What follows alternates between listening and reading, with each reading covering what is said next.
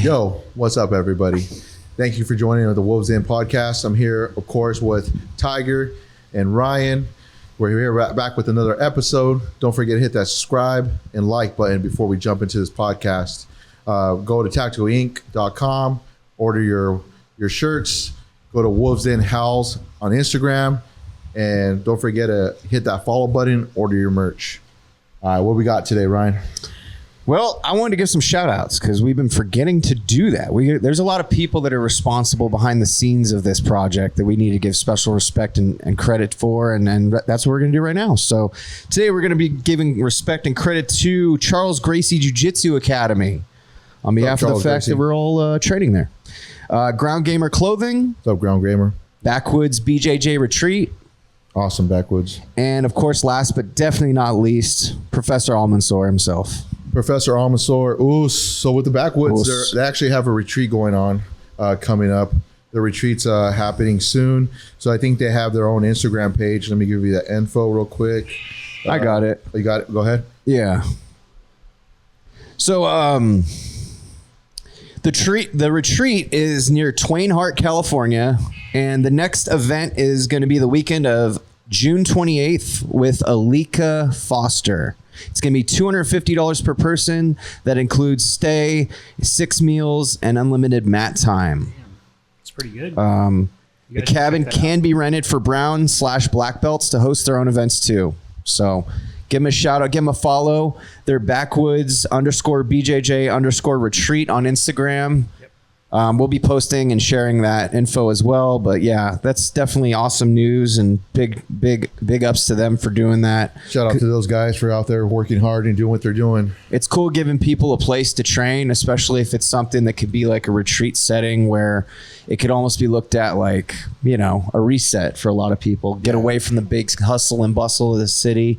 Get out and just focus on your craft with the people you love, right? Yeah, and relax and learn from some good instructors. Well, let's just dive right into the juice of this one, huh?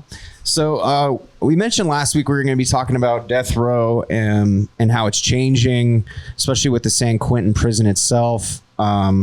This week we're actually going to talk about it. So, real quick, cheers, guys! Cheers, cheers! Because that's a bad thing too. You always got to cheers. It's bad juju.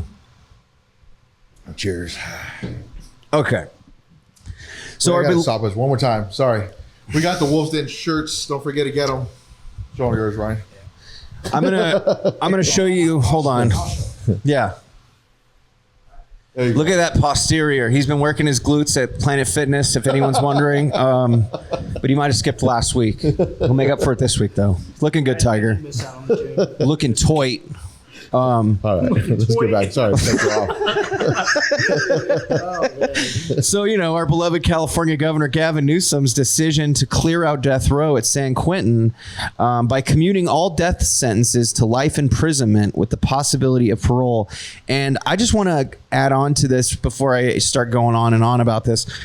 I was like, okay, so what's the difference between a death sentence and a life sentence?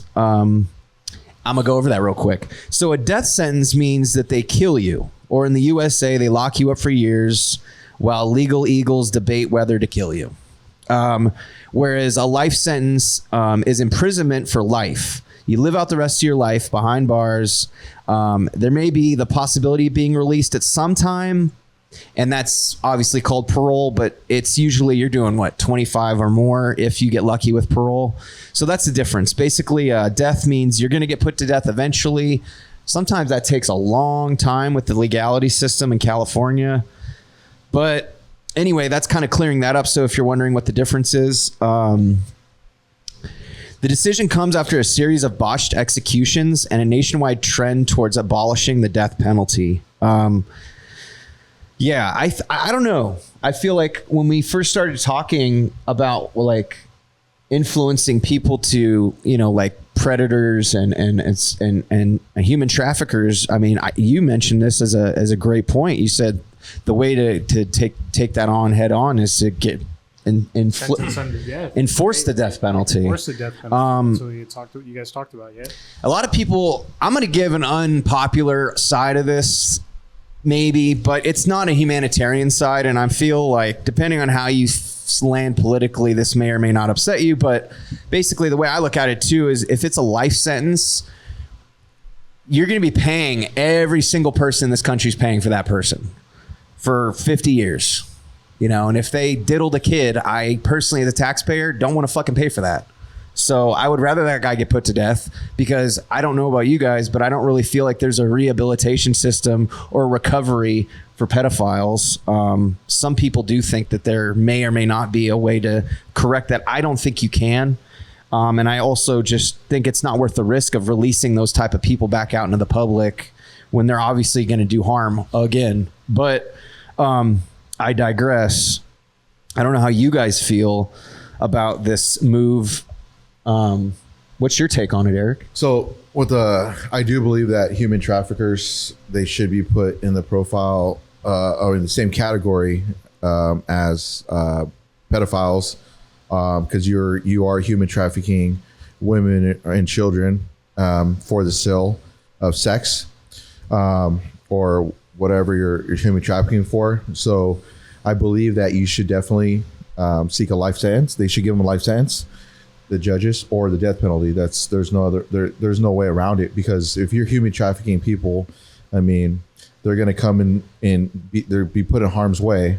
They're never going to be the same again, and you should be put in that same category. By them taking away the death sentence from California is only doing more damage, because if they start putting them in general population, there's people who are planning to get out of prison, and if they're never going to be able to get out, because once say if they get someone and they end up selling up with that person who was on death row for like human trafficking, I mean for rape or kidnapping or murdering a child or murdering somebody or raping a woman, now they're going to be put in a position where they're going to have to make a decision to act on that decision. It means hurt that person or possibly kill that person. Right. So if they're doing a 10, 14, 15 year sentence and their times to get out or parole's up, guess what? They're going to end up putting that work in and then not getting out of prison. Yeah. Because they're going to catch another case.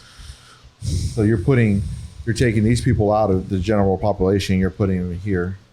You're taking these people out of death row and you're putting them in general population, which doesn't make sense. It doesn't make sense because in this country, sadly enough, we protect these type of offenders and we put them in seclusion. I don't know why. It must be some kind of legality for liability, or deaths look bad in a prison system. Sure. But it's like, dude, yeah, I'm a firm believer that pedophiles and sex offenders need to be put in Gen Pop. Like, guess what? Get your life sentence, and it won't be a life sentence. Yeah. You'll do maybe 5 weeks if you're lucky, before someone whacks your ass. Yeah. And I know it's fucked up, and this is obviously the Thanos side of me talking, but it's just like, good. Well, I think we're all parents here, and so like if someone hurts our kids, it's like we definitely want some kind of repercussion, but by people that are doing deaths, you're putting people in death row, right? People are in death row for a reason, right?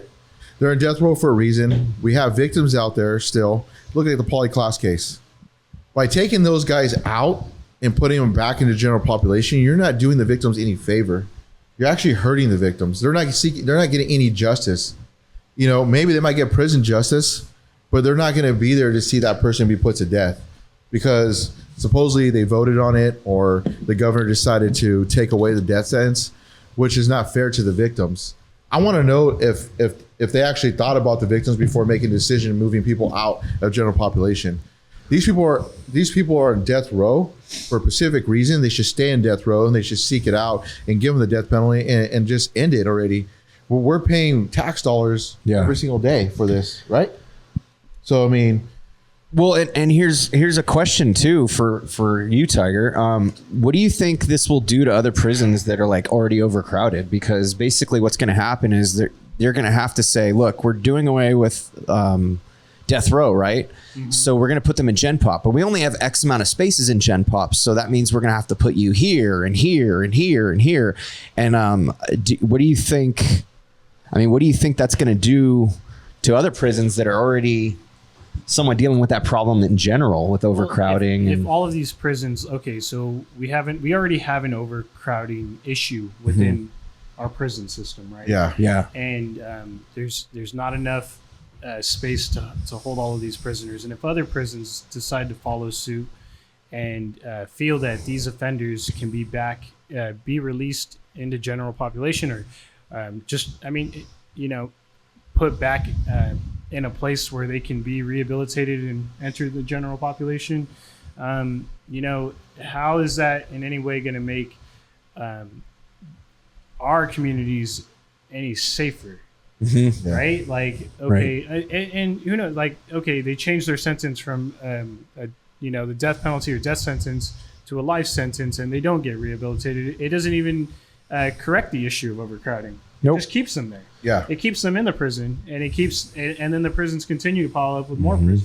Well, and then that's kind of when you get that whole for-profit argument where it's like, if we're pushing to keep these guys around when we know that there's pretty much no one that's wanting them around besides the people that are lobbying and have their pockets lined in these prison systems, it really doesn't make sense. And of course, politicians are backing this up because guess what? Who's lining their pockets? Like, dude, it's just funny that California and every state does this. Every state has its like cycle that they go through and constantly goes through, right? And unfortunately, like we deal with our realm of things in the blue state cycle. But then I feel, and I know this for a fact, like if we lived in a red state, we'd be dealing with the red state version of it. So I just feel like no matter where you land politically, you're always going to be dealing with the crap that your politicians put in front of you. So, and it's always going to be like, I don't really want this, but that's what you're getting. So I think it's kind of tough because I feel like even though the state is a predominantly blue state, I think it's kind of split down the middle politically more so than people think with a lot of policies. Well, if you look at the demographic, right? Like a lot of the policies that fall more liberal only occur in major like metropolitan cities. Yeah. So you see a lot of these beliefs and views coming from San Francisco and Los Angeles, but it doesn't, like recently I went to, when I was in Spain a few weeks ago, I met a few tourists that they were all from Florida. And I told them, I was from California, and I could tell from the body language, they were put off. They're like, is this guy going to be cool or is he? Yeah. And then when people ask me, oh, you're from California, like, I always call out a major city that I'm close to because it's easier for them. Yeah, so I'll just say San Francisco, and then when I said that, they looked at me like, oh, hell no, like, and I was like, no, I'm not one of those, like, I'm not, from the heart of the city, like a San Franciscan, like, I'm not one of those people, like, and I could just see, but I grew up, in the Valley, Modesto area. I spent a little bit of time in the Bay Area, and then, I spent my my teenage years in the Modesto Central Valley area, and it's a conservative area. It's it's a lot of the viewpoints there. People fall more conservative, and it's different. You can't just say like, oh, just because California, everybody from California has this belief, Well, what's a fun analogy? I was thinking about it while you're talking about the whole, like, how they represent everyone's voice. It's kind of like in high school when the prom queen tries to act like she's the diplomat for the whole high school. It's like, well, hold on a second.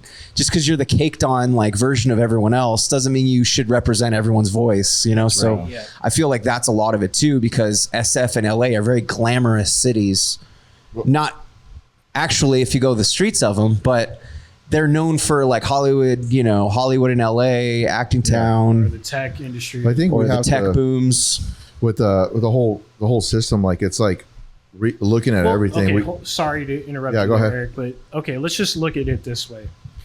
To live in California, how much money do you actually need to make to live here?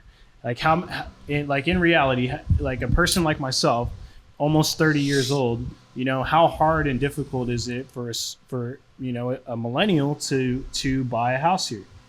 How, like, everything here is so expensive, right?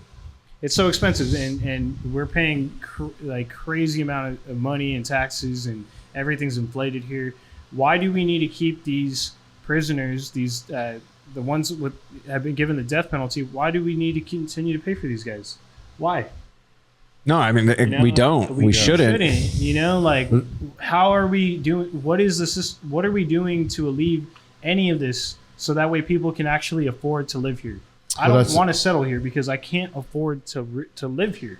Yeah, I think that's where we have to look at the whole system. Like, to live the way I would like to. It's like everything that we're, as taxpayers, where our money's actually going, not just to the prisons, the wars that it's going to, things like that. Oh yeah, of course. But also the other parts, like let's look at different cities, right? Like, so we look at the crime rate in San Francisco, the crime rate in Oakland, the crime rate in LA, the crime rate in San Jose, the crime rate in Stockton, Modesto. Start looking at all these different crime rates, and then we have people coming in and out of prison, and then we have the death row getting put. What message are we sending to people who are committing crimes? All we're doing is just we're keeping this cycle open of like, here, take my money because you're going to prison, you're going to jail, and we're going to keep supporting them. Yes. And what's going to happen is it, to go on with what we're talking about, is when you have a system that's going to become, hey, we're having to change the format of how prison works because we're basically saying there's no more death penalty. So that means on the street, they're going to have to change what's a worthy offense or a crime for you to get arrested now. Much like how LA County's doing, where I think all misdemeanors are no longer a arrest-worthy offense. I think because of how short-staffed they are. Right, yep. Yeah, I feel like that's, and I think that's how Oakland is right now too. Well. I think it's, and both those cities are fucking going crazy. Yeah. And it's like, that's a glimpse of what this could be. And then if you make this a law and change it completely, guess what? There's going to be a lot more cities following suit with this. You don't have the police support because the forces themselves don't have the draw to work in LA County. That's huge. You don't have the draw to work in OPD because the PR is terrible. The training sucks. And who want? Oh, go ahead. I was saying, I mean, even beyond the police force, it's just there's a lot of stress in even the medical industry. We talked about medical last time, right? Yeah. A little bit. And, you see there's a shortage of people who actually want to work and do the jobs that deal with the general public, whether it's law enforcement or in the medical field. And it's, how are people, do we expect people to, how do I put this? How do we expect people to want to work these jobs if, one, they're not making enough, and then also not only that, they can't keep up. There's so much strain on both of these industries, both of these fields, right? Well, I think with the law enforcement too, like who wants to be a cop nowadays? Or who wants to be like in parole? Or I mean, working in the prisons, like who wants to work in these prisons now when you're dealing with so many different things? Isn't it funny that they're like trying to scare everyone out? Like even a bounty hunter, what did you say nowadays? Do you need insurance wise to you got to get function? like $1 million insurance to be a bounty hunter. They don't want you to do that either. They want to stop bail and make it into a system. So it's like if there's like bail's going to go away, they're trying to close bail out and push bail out. So now it's like a system that's in place within the courts. But that's so the courts can get the money, not the bail bondsmen. They'll probably have to pay something, but I mean, it's like, or they're just letting them right out, so bail goes away, but they don't look at it that, when I was working, there's so many defendants out on bail, so many people that have charges that were out on bail this time. This was like, years ago, a couple years ago, but does law enforcement have the means to does law enforcement have the people, enough staff to go out there and really pull everybody over and be like, okay, you got a bail warrant out, we're going to take you into jail. Like they're not going to go hunting for these people, That's what, and then it's like, so it's like, if we're taking everything away from everybody, it's like, what do we have? Like what you said, exactly. What message are you sending to the general public, not just criminals, everyone? It's like, we're not going to be able to enforce our laws. That's basically what you're saying. Yeah, it's just like, I mean, it's like you're taking away bail, right? So your right to bail, gone. There goes your rights to bail, gone. California takes over it. So a lot of states actually got away from bail. Now you have people getting out of prison on different, people getting out of prison for lower charges, coming out of prison or coming out of jail. They're just kind of getting right off, especially county jail, or they're getting arrested, cited, out. Then you got the prison system where they're taking away death row, and then you got SNY yards, which is the sensitive knee yards, which are holding pedophiles, holding all these other people or dropouts of the gangs. And what I heard from one podcast is they're actually putting them back, integrating them back into general population. So, but not only that, the NSNY yards, they have their own gangs there.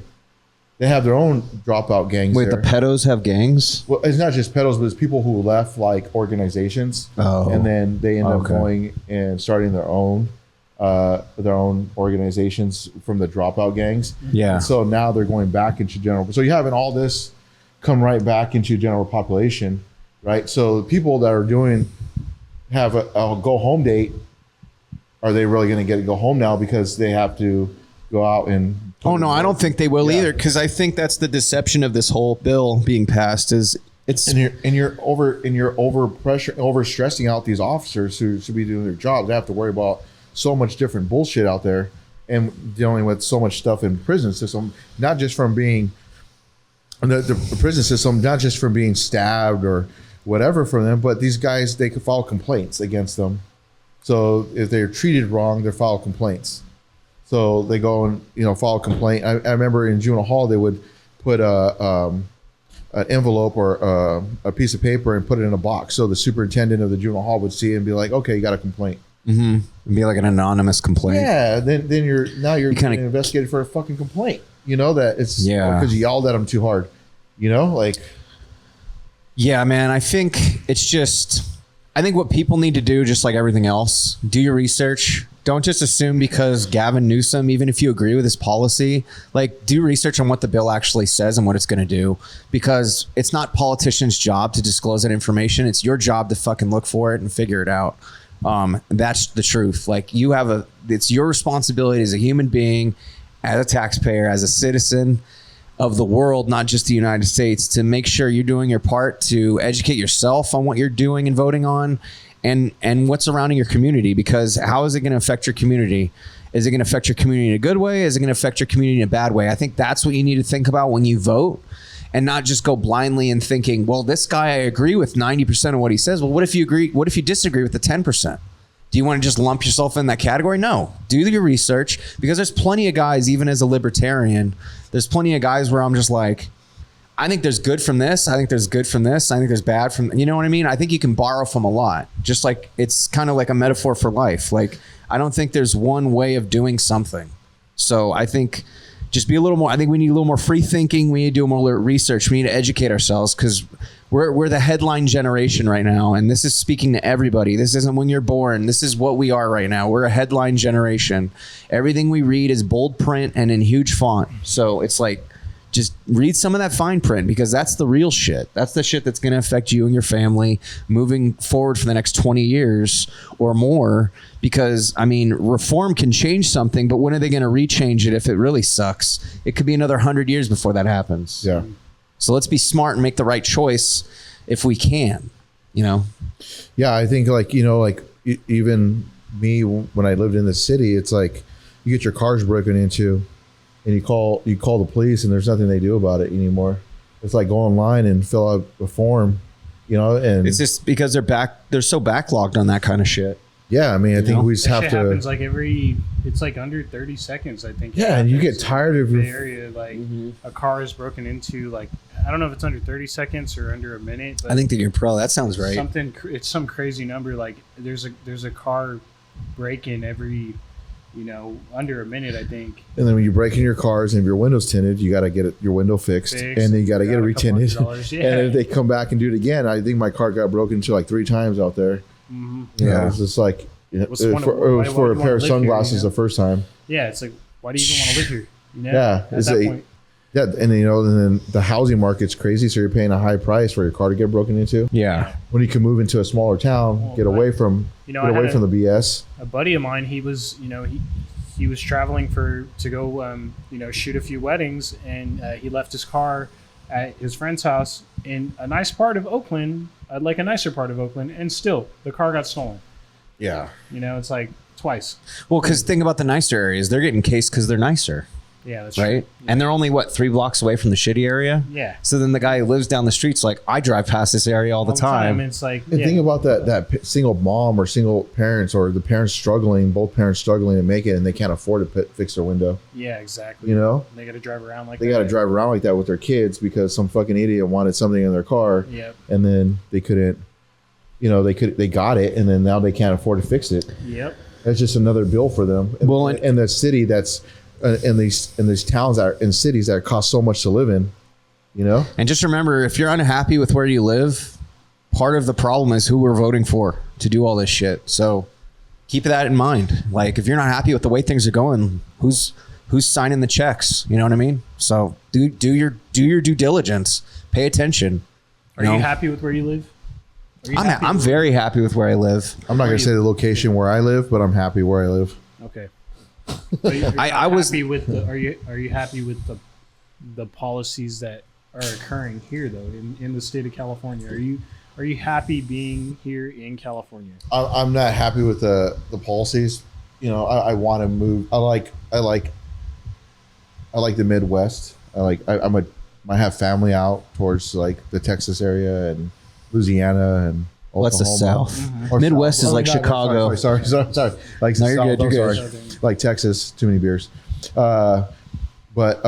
Like towards those areas, like I love it out there. It's home for me. I grew up out there a little bit when I was younger, and I'm used to the small town vibe, so I like it. But the big city, I fucking hated it when I was out there. Oh yeah, I hated it. I mean, it was. Well, I'm sure Dallas and Houston are still just as big as what we got out here. I've big been to city both of wise. those cities. I've been to Dallas and I've been to Houston and San Antonio, and I very much enjoyed all three of those cities for different reasons.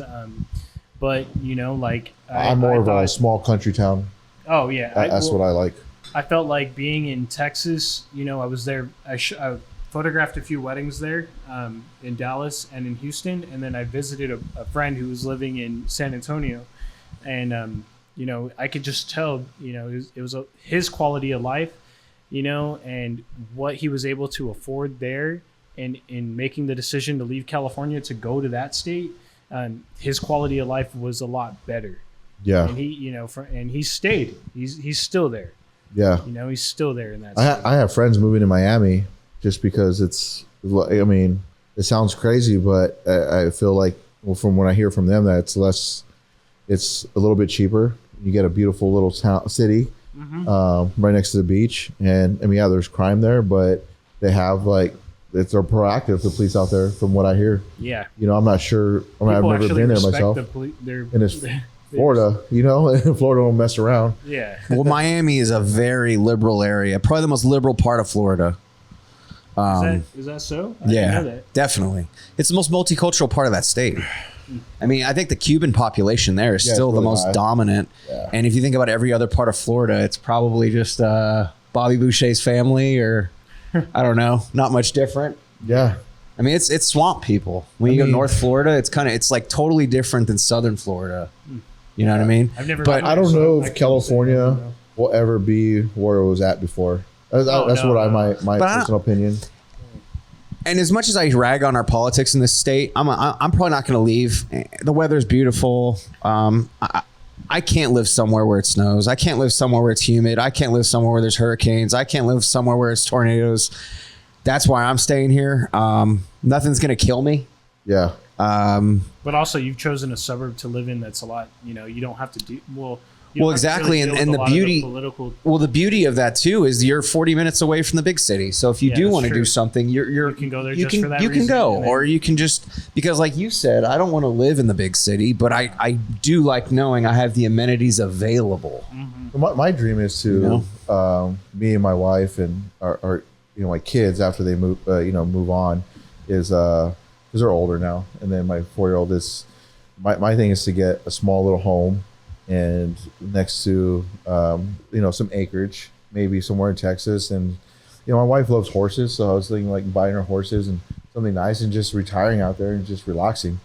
And it's just kind of getting away from everything and just being on our own with acres, Yeah. And, that sounds pretty. If I didn't meet her, I always said I was going to get a little Airstream, put it next to a lake, and just have my own dogs, chop wood, and just disappear off the grid, right? Like as a bounty hunter, I feel like you know how to disappear off the grids when you have to. Yeah. Like you know all the tracking, how people track you and stuff, so you can disappear easily. So just be quiet. Like I like quietness. I love the small town vibes. That's just how I grew up. That's how I grew up in Watsonville, crazy little town, but I mean there was still so much culture there, so much little vibes that were cool. But so that's what I feel. what's like my favorite parts of California. Like I love when I get to go take photos up near Yosemite, and I get to travel up through the small little towns like Groveland, Yeah. you know, or Mariposa, you know, like those little towns where it's very remote and you do have your peace and your quiet. Mm-hmm. But think about this. I mean, even like those small towns are dealing with so much bullshit now, crimes. I don't think so. You know, I disagree. Let's Yeah. look up the crime rates. Like the crime rate of Groveland. No, I think you're right. I think I'm going to back Tiger up on this one. I think They deal with this nearly. Well, no. What I'm saying is you're speaking in generality. I think you need to have like, what city are you referring to? Because I know too, I got a cabin out in that area in a different forest. You don't think any crime happens in? I'm not saying that, but the thing is with crime, and this is definitely true, like it's a numbers game. So the less people you have in an area, the less crime you have. It's completely true. It's been, you can look up anything you want to look up. It's completely, big cities are crime rates because there's 1 million plus people living in a diameter of area. Do you think Oakland, California, had more murders than Salinas, California? I think so. Well, but per capita, that's the problem with per capita though. It's an average. I don't like those statistics because you're taking numbers and you're skewing them. So, like, are they actual numbers? Look it up. No, but they didn't. Salinas had more murders. Salinas is bad, but Oakland, right? but that doesn't. Yes. But per capita doesn't necessarily mean it's a more dangerous city. It's like based on population, right?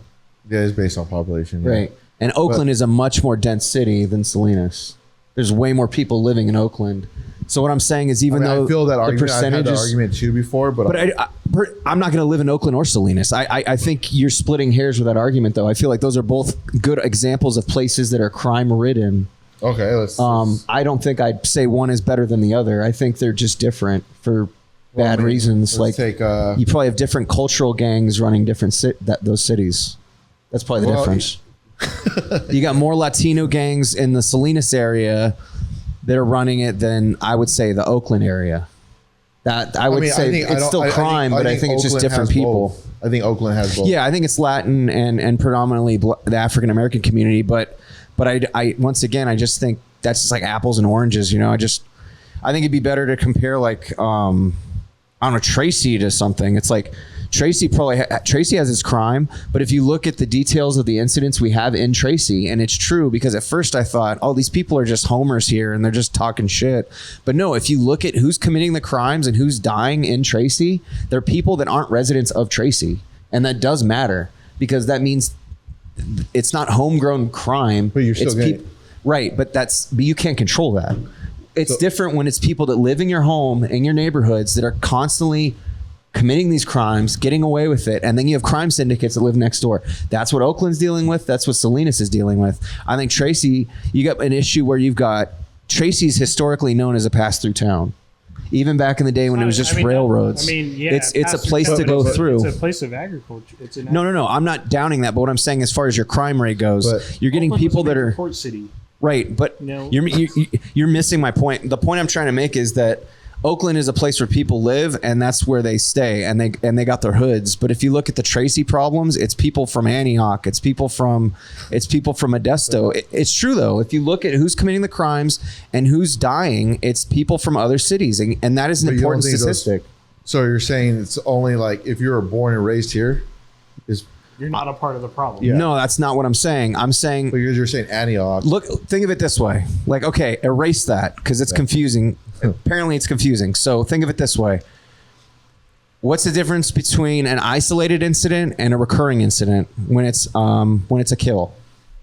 Now, I know what you're saying. That's a big deal if you're living somewhere. Like, so if you have like a serial killer versus isolated incidents, that's what I'm saying. Why I think like the whole thing with like the Tracy thing, it's like people are moving in from Stockton, Antioch here. But those aren't people living in Tracy. I wouldn't say that. No, I disagree. I think people are not moving from other parts of the valley here. I think that people are emigrating out from the Bay Area as they have been for the last 25 years since the tech boom. Because my family is from San Jose and Milpitas and San Leandro. Yeah. My family was scattered through the Bay Area. I still have some family in some of these places. But they got priced out because things got so expensive that they had to move this way to stay here in California. Yeah. Now it's at a point where things are so inflated, I can't even afford. Like, do I want to buy a house here? And if there's no, like, do I want to? No, I don't. But also the cost of living in the Bay Area versus the Valley. I mean, what does it cost to live in Mountain House, the town? Like, what does it cost to live there? I mean, it's not much cheaper than the Bay anymore. No, sadly, it's like the housing market has gotten so inflated that a person, like I said earlier, a person like myself, it's not impossible. A person like myself could buy a house here, but do you want to have a mortgage that's close to $3,000 a month? Well, but also when you're buying property, the main thing you need to look into is how much you're putting down and then your interest rate. Yes. So like if you're only going to put 10% down, which is trash, you're going to be paying a higher mortgage. Plus you're paying 7% per year. Yeah, you're never going to pay your principal. Okay, how do you come up with 10 to 20% when the price of a home is over $1 million? That's why I'm saying that. Stocks. But that doesn't make sense from an investment. But what I'm saying is that doesn't make sense from an investment standpoint. Yes. Like what you want to put down when you're at least buying a house is 30%. And the reason for that is just like when you're paying a credit card bill. If you're paying your minimum payment every month, you're never going to pay your credit card bill off. You're purely just paying the interest off, and you're making that credit card company money. Yes, that's why it's always good to put extra just money like with down the loan, on the principal of the loan. Right? Exactly. Because you're going to be paying less off per month because your loan amount's less. Yes. But also you're going to pay off your house fast. But even if you put down a huge payment to go with what you're saying, the APR is so fucking horrendous right now. So it doesn't matter what you put down. Right? It's definitely not a good time to buy. No. So it's definitely not. And it's a weird time. The fact that things are even selling still is crazy. You have gas take a that's at $5.20 a gallon. Let's take a break real quick. All right. We're going to take a short break, guys. So hey, things are getting Eric's got to take a whiz. Things are getting pretty heated here on Wolves Den, but hey, we love it. We'll see you guys in a few minutes. What's up, Wolves Den? We are back from our restroom break. If you haven't hit that subscribe and like button, go ahead and hit that subscribe and like button. Don't forget to share, let your friends know. So let's dive right back into it. That was a good topic about the prison system. Yep. And I think we definitely covered what we needed to cover. I mean, based on the fact that we also went to talking about the housing market, kind of tells you a lot. But we got more to touch on that. That was interesting. It was very thought-invoking for ourselves. So we're gonna put a pin in that. But we're gonna move forward a little bit, and I think this is an important segment because it speaks to a lot of people that are going to be starting or are starting jiu-jitsu and are unsure about the unwritten laws, or maybe there's some tips and tricks you were like, man, I really wish I would have known to do this before I look like an asshole. Well, that's why we're here. We're here for you. So help you. I put together a pretty cohesive list here, a bunch of crap, and some of it's really informative and good, I think. And it seems like straightforward information, but it's important. Nonetheless, I think it's a pretty universal list of do's and do nots. So I'm going to start with listing off a couple here. Clip your nails.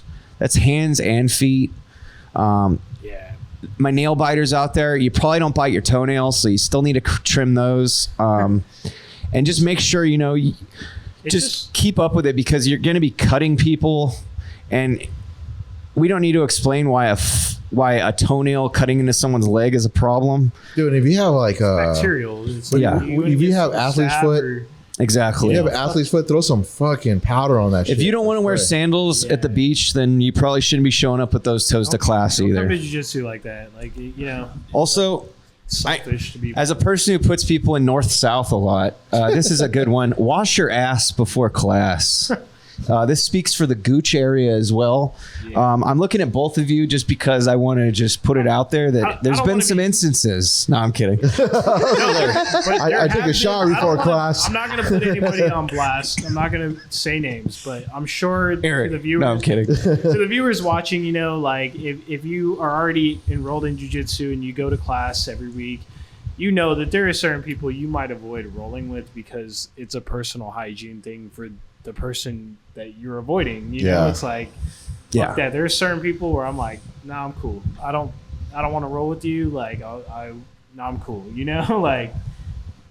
What's crazy too is that I feel that too. Basic personal hygiene. Or brush your teeth. Or half of this list is basic personal hygiene. So exactly. I'm still going to talk about it because it's a problem. So Here's another one that disgusts me. Wash your gi after every use. So how many of you sick puppies out there want to roll around for an hour plus, just drenching yourself in your sweat, your own sweat, your gooch stank, someone else's swamp ass, and then you're going to say, you know what, we'll let it dry in the sun and I'll throw it back on tomorrow. That's disgusting. You are not going to have a lot of friends. Yeah, no. And as to add on to that, if you're wondering what you could do if your gi stinks and you're just using detergent, you can go buy that fancy gi wash. It's like $30 a bottle, or you could just go out of the dollar store and buy some white vinegar and just toss like a half a cup in there with your, maybe that's a lot, maybe a third a cup in with your detergent. And it takes away all that stink and kills all those germs. Yep.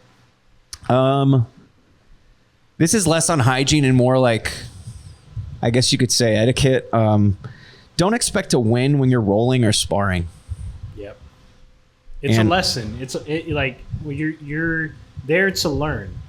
You know, like, yes, it's not bad to have a mentality of I want to win, but also know that you're a student. You're always going to be a student. Like, we are all students here, and we're constantly getting better. So, you know, like, to have that mentality of I'm just here to win, you're selling yourself short of the mentality of I'm here to learn, right? Yeah. Yeah. And even for our black belts out there, you know, like, you know, you're not the, you know, I mean, look, there's better black belts. There's more experienced black belts. There's coral belts and red belts out there. So it's like, once again, yeah, you're never the head of the table. So I think that's the great part about martial arts, is that's constantly something that's being tested, you know, whether it's the UFC or you know, the other one that I can't think of because my brain's slow, Bellator. You know, whether it's those or it's just some kind of local tournament, like, I think it's important. This goes out to all our purple belts out there. Be on time. But I don't blame you for wanting to skip the warm-ups, because when I'm a purple belt, who knows how I'm going to be, especially with who's running the warm-up. I think that has a lot to do with whether or not you want to participate. So I do get that. But I think if you're a white belt or a belt lower than a purple, I think it is very important for you to warm up. It shows solidarity with your team. It also shows that, you know, well, yeah, solidarity, but it's also to get you limber and warmed up for your exercises. Part of me almost thinks warm-ups in jiu-jitsu gyms should be a little more free form. I don't know how I don't know how coaches would feel about that, but I feel like, especially when you got guys that are dealing with injuries that can't always participate in everything, it's like, you're not going to yell at the guy for stretching while everyone else is doing push-ups, you know, and I don't think you should. I feel like you're just hitting me on this one.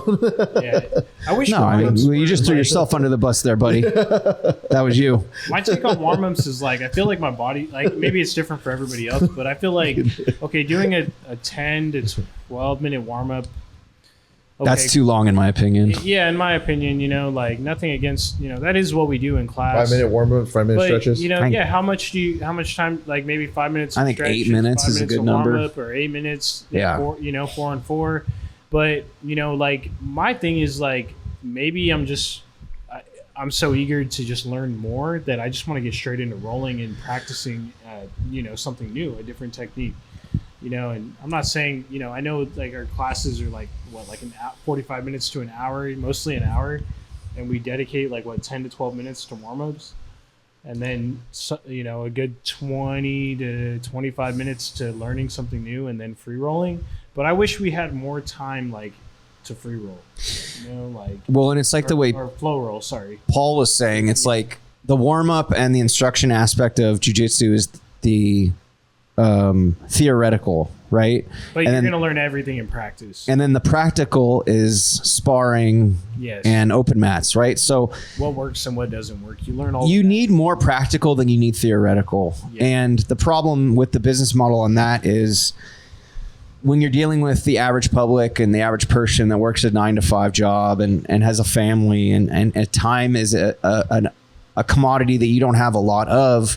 I think hour-and-a-half classes don't speak to the average consumer. I completely 120% agree with what you just said. I think I think having an hour and 20 minutes might be a little better, just so you could get maybe a 45 to 50 minute spar along with your instruction. We get to go to class and they're like, hey, you know, we're going to do like 3 extra rounds of flow roll.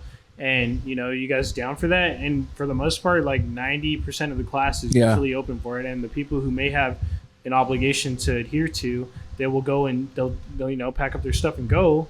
But I learned everything that I've learned in rolling for the last 4 months has been through practice, through flow rolling. Like I mean, honestly, like I learned so much more like in just practicing it than having somebody teach me step by step. Yeah, this stuff, you know, some of the stuff sticks and it works, but it's like, how are you going to memorize that many different moves? You know, like I really feel like you do need to learn those things, of course, to advance your knowledge and to get better and to advance, you know, your belt and grow. But how many moves are practical for yourself as a fighter, and how many of those moves are you going to actually use in combat on the mat? Well, I just shared that post that BJ Penn just posted. And that I was kind of... You were going to reference... Okay, go ahead. Go ahead. Yeah, Ryan shared a post on Instagram where BJ Penn said, you don't need to know 1,000 moves. You just need to know 5 moves where you're unstoppable, right? Yeah, something like that. People can't... Yeah, exactly. So they can't, you know, 5 moves that work for you and 5 moves, you know, that are, you know, you feel unstoppable. So... And I think that's the fun part about our journey is figuring out what the fuck those 5 moves are. Yep. Do you have those 5 moves? Yeah, because I sure as shit don't. I got maybe 1, and I'm gonna say 0.5 on it because I don't even feel like I've got it down to a T. I feel like I don't know. I feel like I don't have it down. I mean, I don't know. I fight a lot of like when I'm rolling. I fight like a lot of inner demons myself. So it's just like I'm trying to figure things out. For me, it's like a chess game. I have fun with it. Yeah. So if I get something, if I get choked out, if I get like put in a move, like a lot of the times I like to like let people just kind of smash on me for a little bit and see how I can get out of those certain moves. And then, I mean, if I can't get out of it and they catch me, that's cool. Whatever. I learn from it and go back because this is fun for me. Yeah. Half the time, I mean, it's just having so much fun on the mat. That's how I feel. Right, continuing down the list. Yeah, I got another one.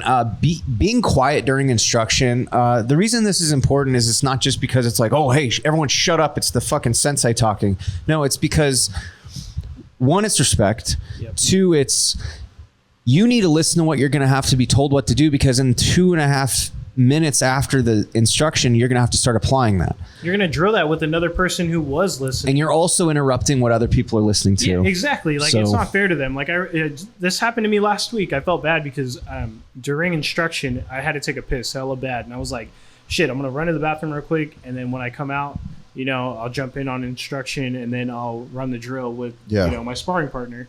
And I felt bad because I missed the instruction. Must have been really fast. I went and took a piss and I came out onto the mat and, you know, I didn't know what I needed to do. Yeah, like, you felt lost. My part was, and I felt bad. I mean, I asked, you know, our coach, like, hey, you know, can you run me through this real quick?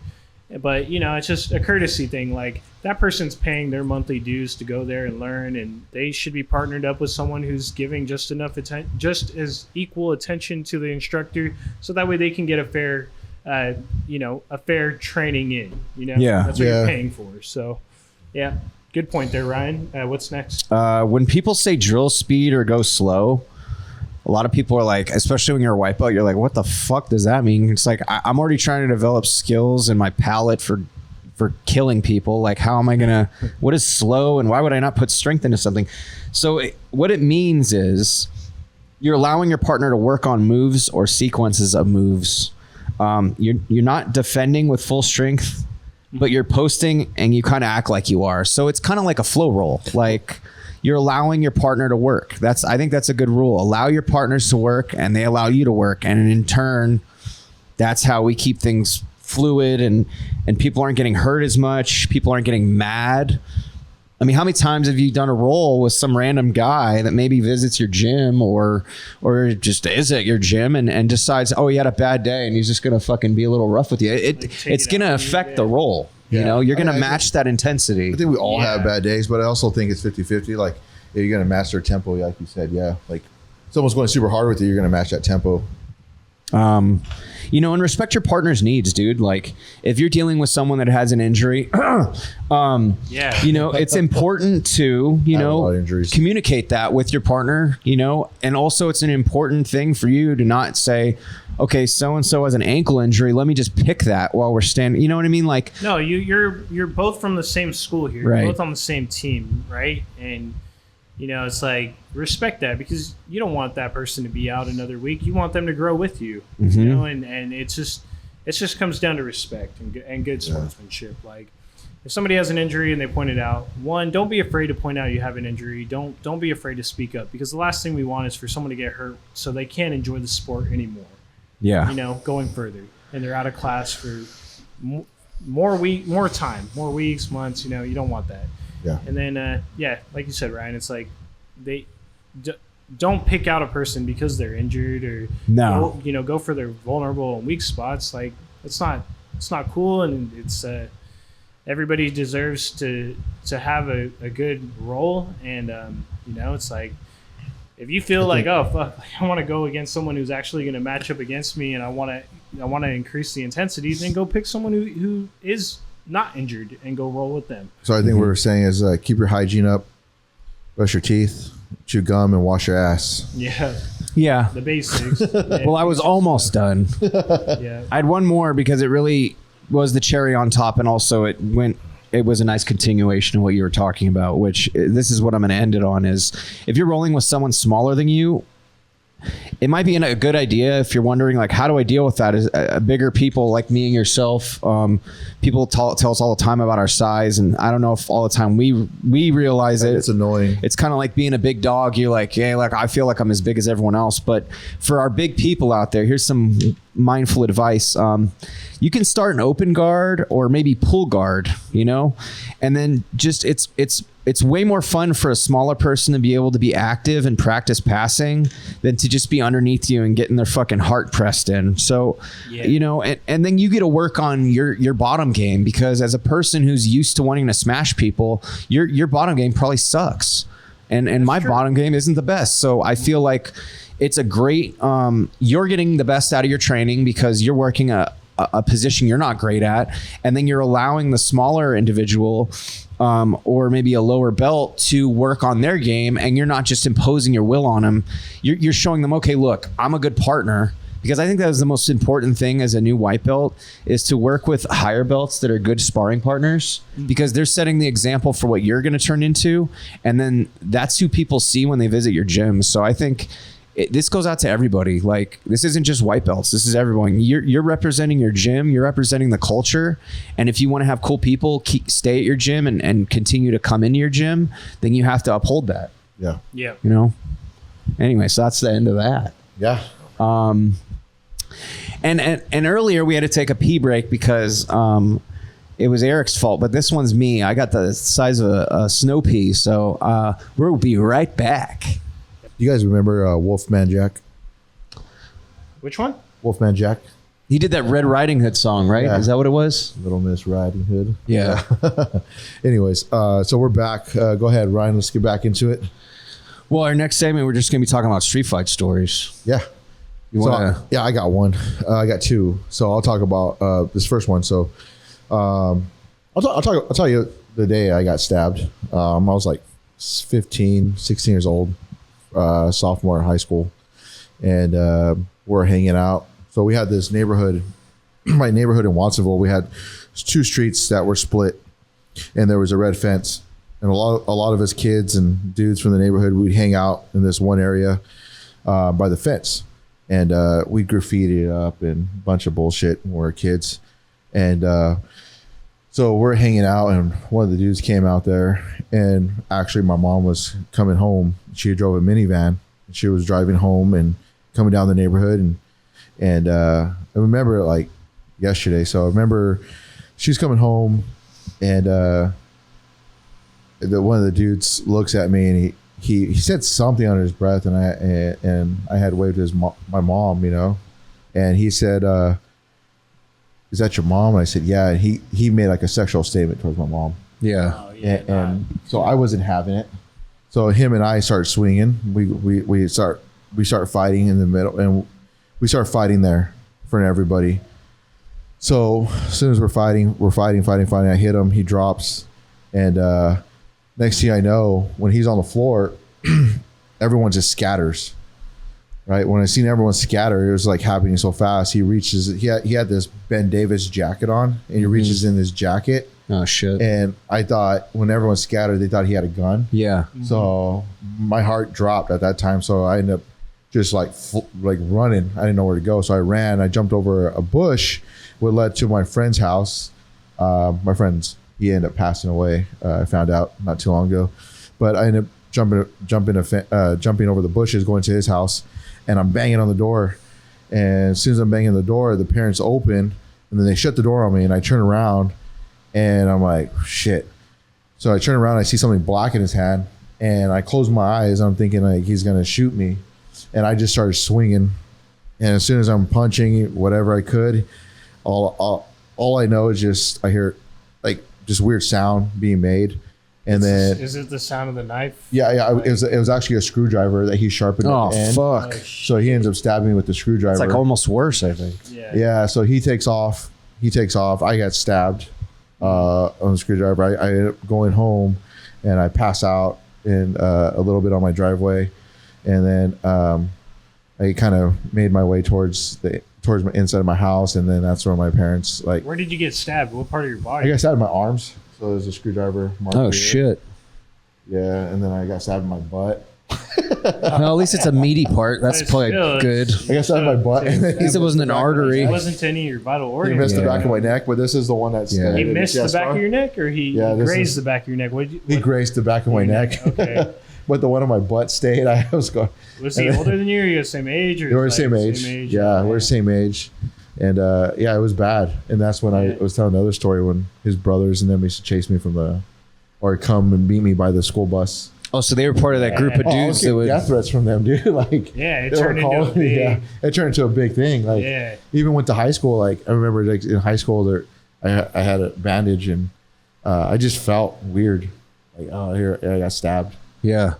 Yeah, it was definitely a big thing. Did you get revenge after that, or what happened? No, it just kind of the beef got squashed. So I was never the type of guy to want revenge like that. Yeah, you know what I'm saying? Like I just things just kind of settled down after like a few months. It was already done. I mean, I wasn't trying to lose my life. A lot of like where I grew up at, if you mess around like that, you're gonna get killed. Yeah, obviously he had eventually brothers. It was turning bigger than what it is. So it's like you take your licks, and and you leave it. Right. So what happened after though? Like, because you might have moved on. Did they move on? Was there like a looming thing where they're like trying to still be like, where's that motherfucker at? Like, did everything just kind of go away, or? No, I think over time, like my brothers and stuff and the friends we had, like things kind of went away, and family. Well, that's kind of cool because I feel like that's a rare thing too nowadays, especially with gang culture or even just hoods and neighborhood culture. I have a pretty big respected family. Yeah. So things just kind of got squashed from there. Well, that's good. That's all I have to say. Well, but once again, I mean, those big families could make it worse too. So I think that's good that it didn't become like this giant turf war problem, and because that's real. Like when like coming from these neighborhoods and you have family that's respected, that's really respected out.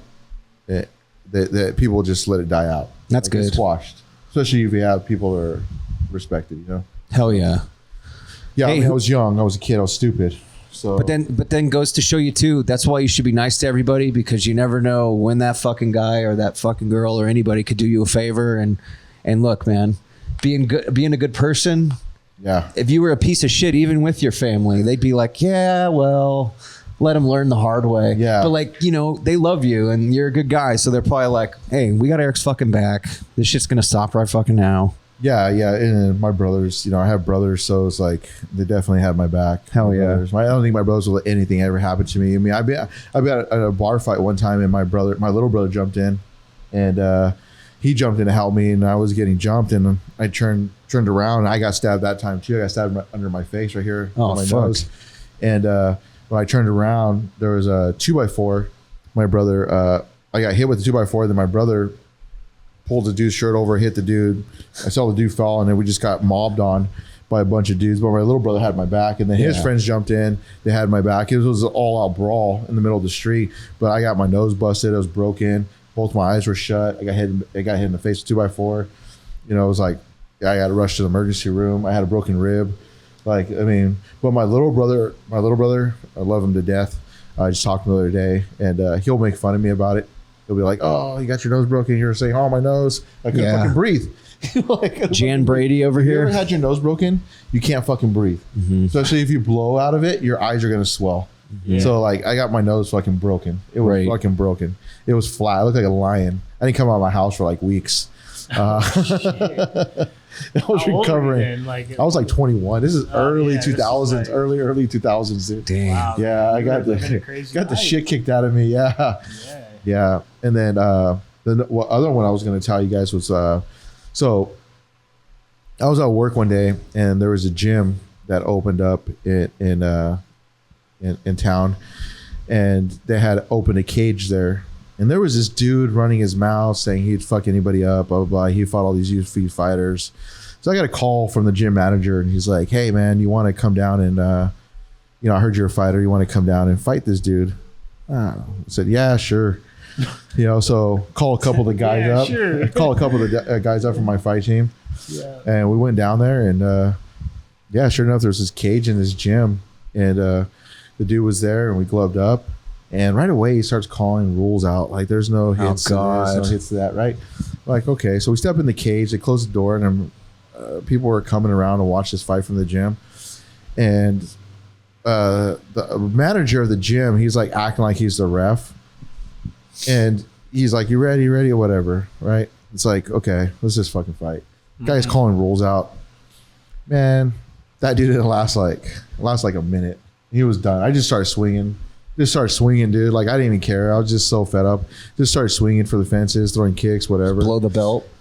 Dude, I just swung, dude. Just like all uppercuts to the cock. And this is true story. Yeah. On God, like true story. Like, man, like, it was over quick. And I was like, dude, this guy did not fight any fighters from wherever he's saying he's from. But it was over, man.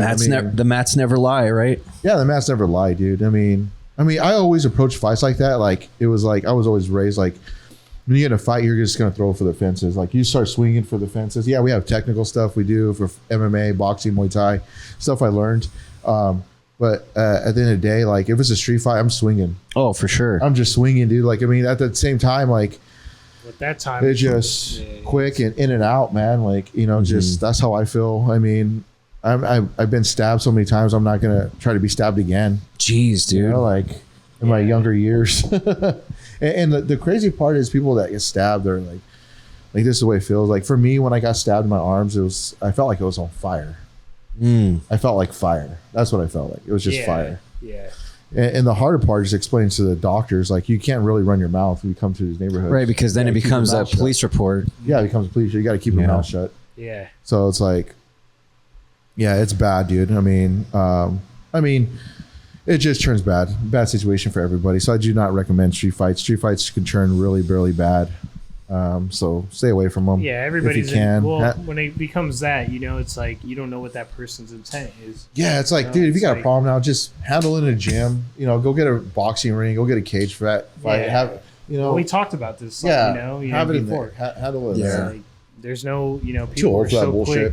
People are so quick to take it to the extreme, and they don't realize, like, you take someone's life, and then you're in prison and jail for all these years, and you lose out on your own life. You take that person's life, and you lose yours. Yeah, right? Like, I think, like, if you do it in the state of California, you don't have to get the death penalty now, though. So there you go. Well, you never know how it's going to end. Like, you hurt someone super bad, your whole life's over. But like, for me, it was like, you have to, like, in that instance, it's like, it's mine or yours. Yeah. Well, let's just say, like, we saw those two dudes. I sent you that video. Those two guys that were on a podcast. They started arguing. They were going to fight, right? Dude, when you're going to fight, there's no fucking saying, I'm going to fight you. Let's catch a fade. There's no point to that, right? I'm telling you what I'm going to do. Like, why would I tell you, let's catch a fade? Like, what? First of all, what the fuck does that mean? You're going to get a fucking haircut?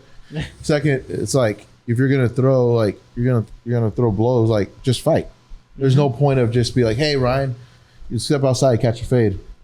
You're like, okay, you're gonna prepare yourself now. Nah, but my whole, I don't know, man. Well, I guess I'm old school too. I mean, I feel like I came from where it was like, let's do this. That's what I mean. Like, let's do this.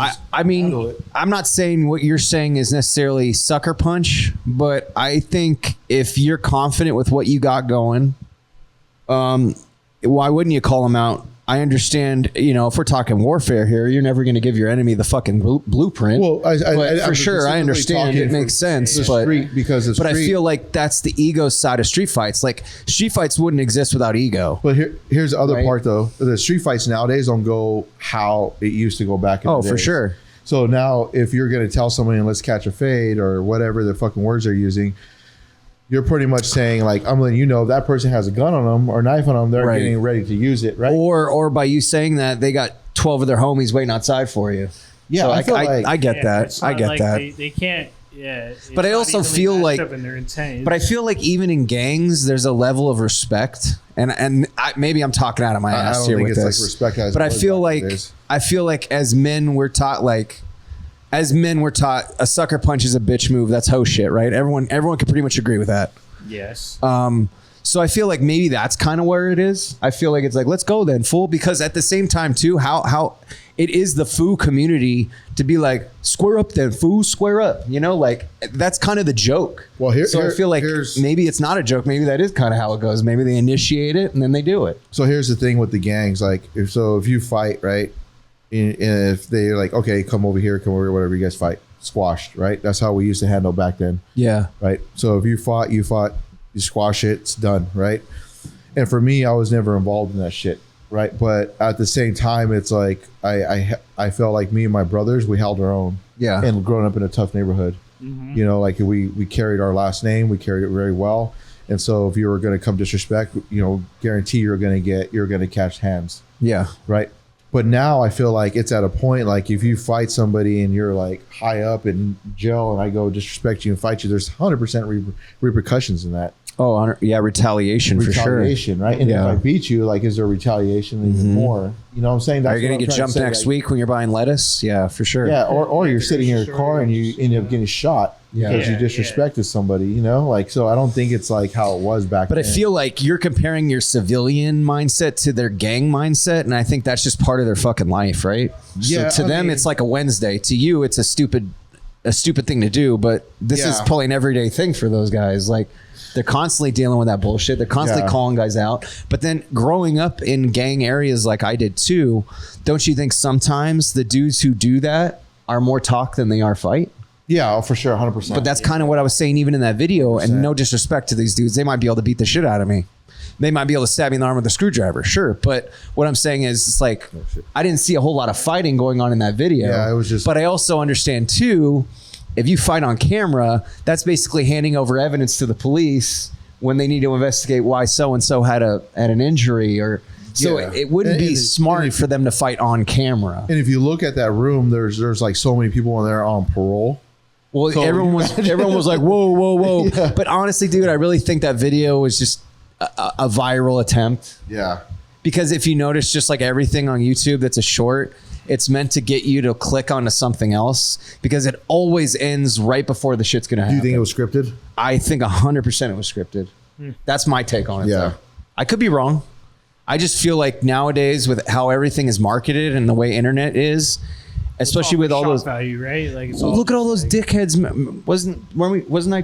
Didn't I bring up, if I can stop stuttering, didn't I bring up that guy who was doing that ATM prank where you would sneak up behind someone and pretend to choke them out? Yeah. I think I brought that up on here. Maybe why would maybe with Eric? But just picking fights with people is a viral thing. What about all those dickheads that are picking fight with gangsters on the street, and then they're like, "Oh, I'm just kidding."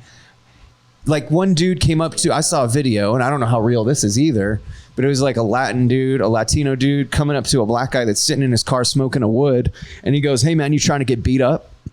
You trying to get beat up? And the dude's like, what the fuck? Oh, yeah. He gets out of his I know car and he you're goes, talking about. oh, it's beats, bro. It's beats. And I hate those dudes too. I want him to they're get all fucking scripted. beat up too. But it's just, there's so many dumbass YouTube viral shit starters out there. Everybody's just trying to do shit just to go viral. Yeah. It's crazy. I think those ones are scripted. Well, that's the Oh, I think those are definitely. But I just, like, remember the how can you rise of, tell? like the World Star thing, like World Star. Oh, the Star, World fights? Star. Yeah, Like, the World Star yeah, was- that shit was crazy, bro. Like, you know, and before that, remember when YouTube blew up? Remember you'd go on there and you'd be like going on YouTube when it first launched, like back in the early 2000s. And you're like gang fights or like some crazy shit, street fights and all this crazy shit. I'll tell you this, like, or 100% reasons like to avoid street fights. It's like for me now, I'm old, so I'm not gonna go and just pick a looking street for fight. trouble, I have too much to lose. The second part, and I have family, I have too much to lose. You know, lose everything I worked hard for. The other part is like you never know who you're picking a fight with, and there's always repercussions. I remember like even the smallest street fights I would get into as a kid, it would always be like, well, no one's big ever satisfied. brother, Yeah. cousin, uncles getting involved. So it just trickled down the line, and then they got family.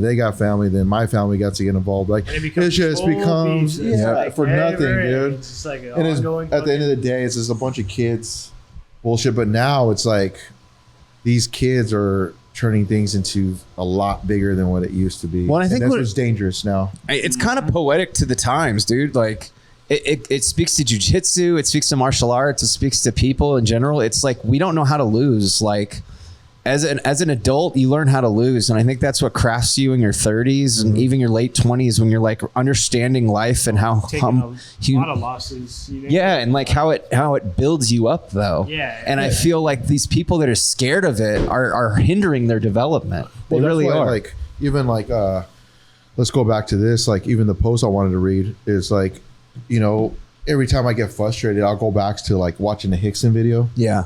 I'll go back to watching like the Gracies because like I always start out watching them. They bring so much peace to me. So even from one of our brown belts, Eric, shout out to Eric. Shout out. He sent this to me. So our culture, this is from Hickson Gracie, much respect. Our culture, the culture of jiu-jitsu is under siege. We become the minority and our style is dying.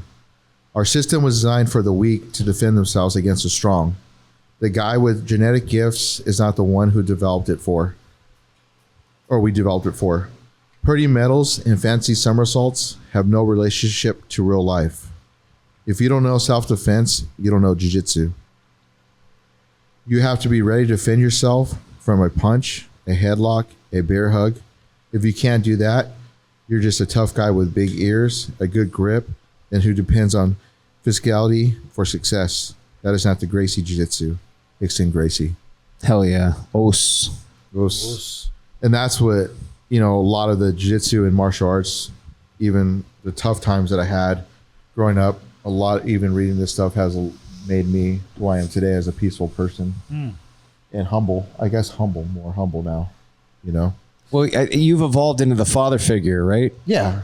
And you don't even need to be a father to get into that. It's a stage in your life where you're understanding the bigger picture of things and your choices and I think that's good to put a father figure because you can be a father figure without being a dad. Like, you know, you're a mentor, and I think that's what it's mentorship. And I think as we get older, everyone, all of us with age, we become more mentors than we become students, right? And we're mentors of life for the younger people, and I think it speaks to, that's the beautiful thing about martial arts. Yeah. It teaches you about respect. It teaches you about individualism, and it teaches you about understanding how everyone's different and how we can all coexist together and we can all have a common ground, even though we all come from different backgrounds.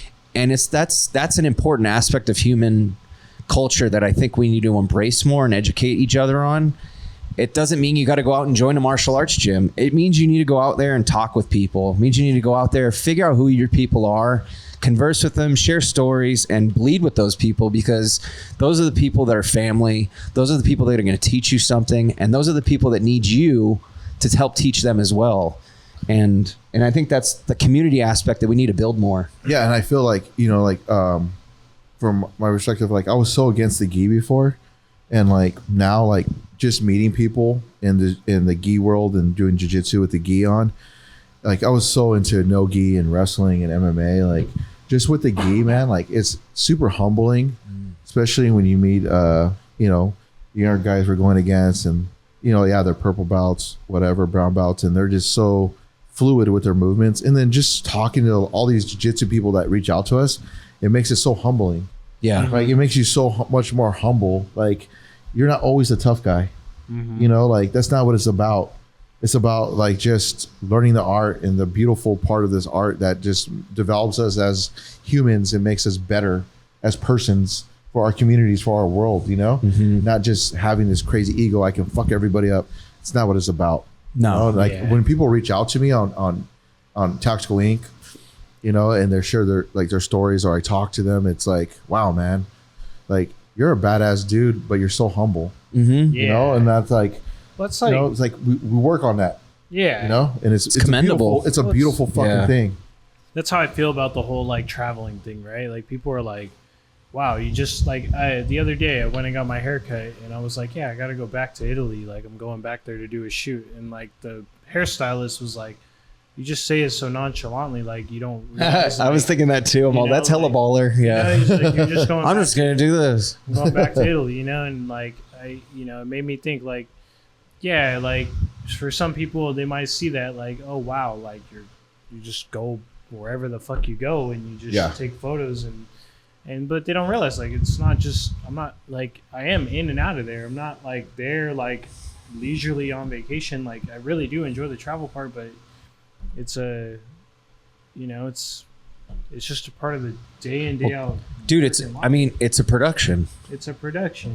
It's a lot of work. It is. And it's a beautiful thing that you get to actually travel the world and see stuff, Yeah. I mean, you're young, you get to experience that thing. It's beautiful, man. Yeah, and I'm pushing every day. It's like, that's my goal and dream. It's like, I want to be like destination wedding photographer, and that's all I do is like travel. I can live anywhere in the world, and I can just buy a plane ticket and go work wherever I need to go. That's pretty. I mean, at the end of the day, man, we all have the same destination.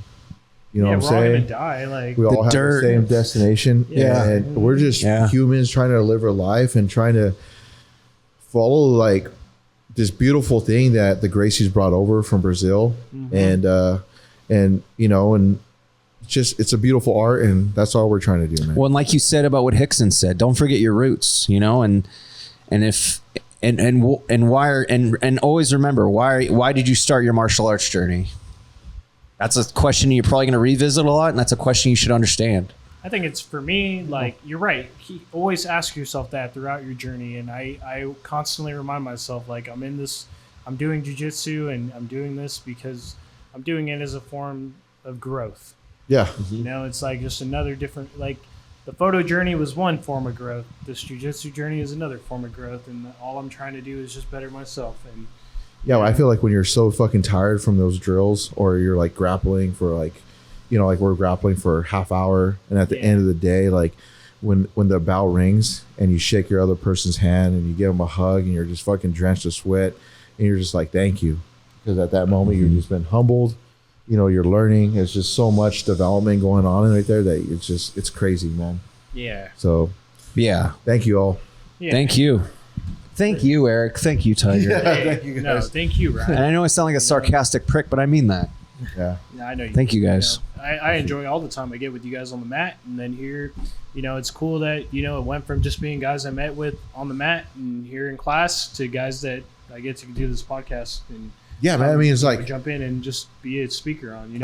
I feel like every day, like for me personally, I'm changing every day. Like I hear this rough fucking kid who grew up in this bad neighborhood to fucking being a bounty hunter and working in juvenile hall, these fucking crazy jobs, to being angry as shit, fuck everything, to being like super falling back in love with the sport that I missed for so fucking long, and meeting this beautiful world again, and meeting all these people. Like it's awesome, dude. Like, would you say like it's now what 4 or 5 months since you got back into jiu-jitsu? 6 months, like, 6 months. Okay, so in 6 months time, like you feel like oh yeah, your life's dude. Definitely changed, right? Dude, like, my life has changed for the better. Like it's so beautiful. Like I don't like get angry as much. I'm like more humble. I don't ever put it past somebody that this person could fucking tap me out, you know, like even if it's a small person, like it's just what can I learn from them.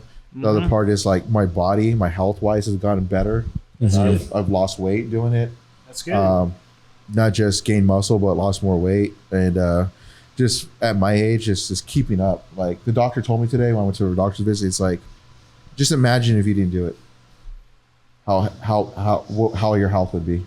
Well, and your mental health, I think more than anything would be worse off. Yep. So he's like encouraging me to do it, right? Like, so it's like a beautiful thing, man. Jiu-Jitsu is beautiful, you know? And let's not discount what it is too, man. It's really the people. Like Martial arts. for me, like what's helped me and helped fix my morale with my martial arts journey is really the people I've come into contact with. I'm not taking away the martial art itself at all, but man, the people aspect, the family aspect of it, that's really what keeps you there. And that's really what makes you want to wake up, get going and do it. Because dude, the hardest part about going to a gym is getting out the door. But when you know you got your brothers, your sisters, and everyone that you know and like is going to be there and having a fun time, and you're all learning together, you're all beating the shit out of each other with love.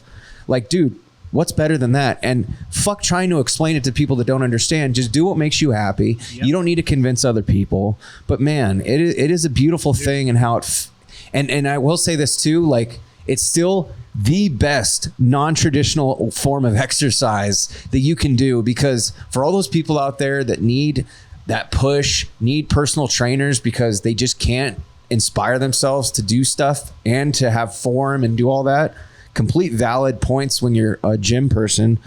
You don't need to do that. With martial arts, the instruction's there for you, and then the application is up to you.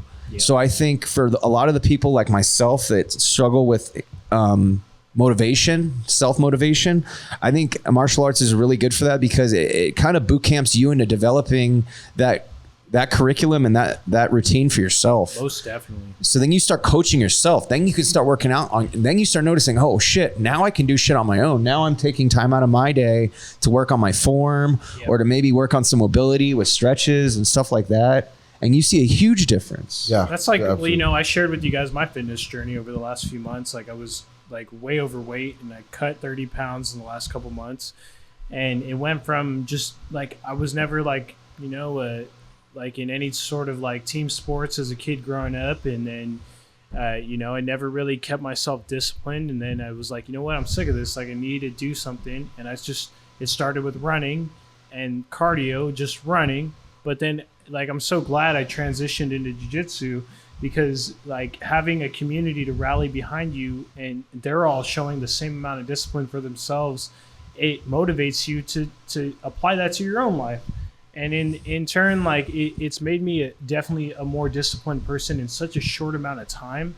And I just see like a lot of positive coming out of it. Yeah. So much positive coming out of it. Hell yeah.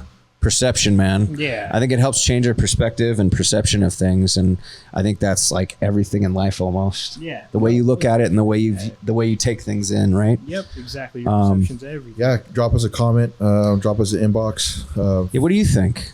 Let us know your thoughts, how you feel about jiu-jitsu. And if you're looking to better yourself or your kids, sign them up for a jiu-jitsu class. Yep, You know, do your there's tons of research. Research. Yep. Show up. I definitely recommend don't just blindly signing up. Show up and watch how they run their kids' classes. If you're signing your kids up, watch how they run the kids' classes.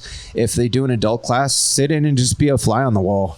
Do your homework. Sign up Look for at the their free class. Or you could do that too. Jiu-jitsu gyms have a free class, like a Do your free. homework. That's what I did. I signed up for. I was like, jiu-jitsu was on my mind for like months, right? And I was like, okay, like maybe I'll do it, maybe I'll not, you know. And then I finally was like, you know what? I know that the gym here in town has a free class. Like I need to just do it, and I'm so glad I did. Yeah. So and look at their Instagram pages, look at their Yelps, look at things like that. Look at the kind of people that go there. You know, I mean, I share stories all the time at the gym I'm at, and if people see my ugly mug on the stories, they're going to be like, "Nope, we're going to another location." I think there's reasons they don't post me. It's because of the tattoos. But your tattoos are scary, Eric. A lot of people were intimidated because they see a guy that's like all tattooed up, and then your size, you know, like you're tall and fucking big. I'm just a big, my niece says, he's a big teddy bear. But people get to know you, and then they know, like, okay, this person doesn't mean any harm. Yeah, I'm you know? just a it's humble like, you can't person, judge a man. book by its cover. You know what I mean? Yeah, but put some gloves on and spar with him, and then see how fucking harmless he seems. We've all sparred with this guy. And we're back. I feel better. Do you guys feel better? I feel a lot better. That's nice. Yeah.